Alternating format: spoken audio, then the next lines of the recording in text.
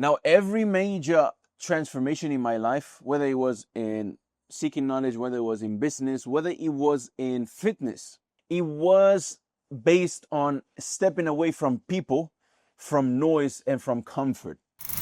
Extreme isolation. And yes, even if it sounds extreme, in order for you to progress in a particular thing, it requires separation from normal life. And for me at that time, it was going to Egypt. Not because in Egypt you can learn faster, but it was me putting myself in an environment where I don't have no childhood friends around, no family around, no distractions that I'm distracted with around. And it allowed me to go to class and practice Arabic with my companions of learning and with my teacher. But one misconception that I want to add here as a side note, a lot of people think that if they go to an Arab country, they are going to be able to learn the Fusha, classical, Quranic Arabic faster. But that is not the case, because people in the streets, they don't speak that language. But rather it helps. Why? Because there are institutes out there where people goes and learn from it.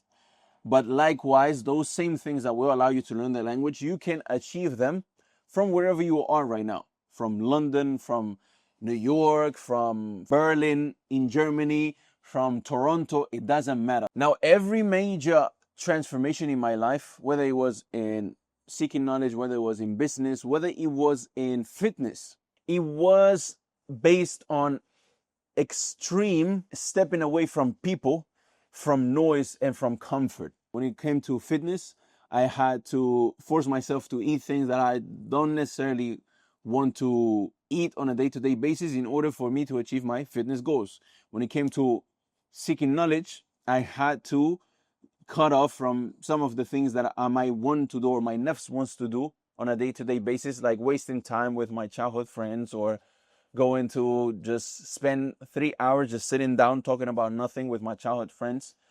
For other people, it might be other things. It might be watching movies. It might be social media. Some things might be haram. Some things might not be haram. The point is, distractions, you have to cut them all out and isolate yourself and be away from noise and comfort for you to be able to achieve these things.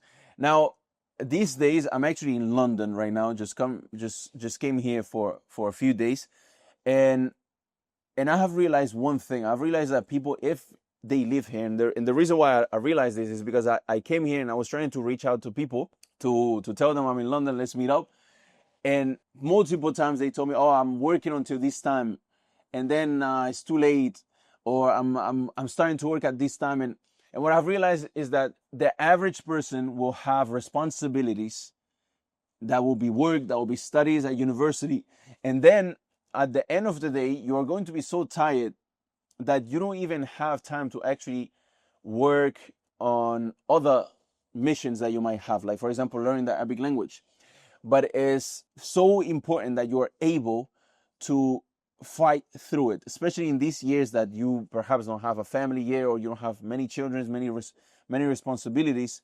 But it's important that you are able to perhaps work a 9 to 5 and study a 5 to 9. So in those 5 to 9 hours, those 4 hours after work and so on, you need to fight through it and do whatever you need to do. I remember, subhanAllah, there was one particular time where I was here in London, and I will wake up in the morning and take a cold shower, because when you live in the UAE, the water doesn't even get cold enough for you to actually get a cold shower. But here in the UK, you take a cold shower, that was better than 5 espresso coffees. So you have to do things like this that are uncomfortable. If you get home, you're too tired, perhaps it's because of what you have eaten throughout the day. Perhaps it's because of giving your nafs so much dopamine through social media as you was coming back home. Or you get home and you have a TV, so now you feel like watching the TV just because it's there. So perhaps you might have to get rid of the TV. Perhaps you might have to get home and get a cold shower.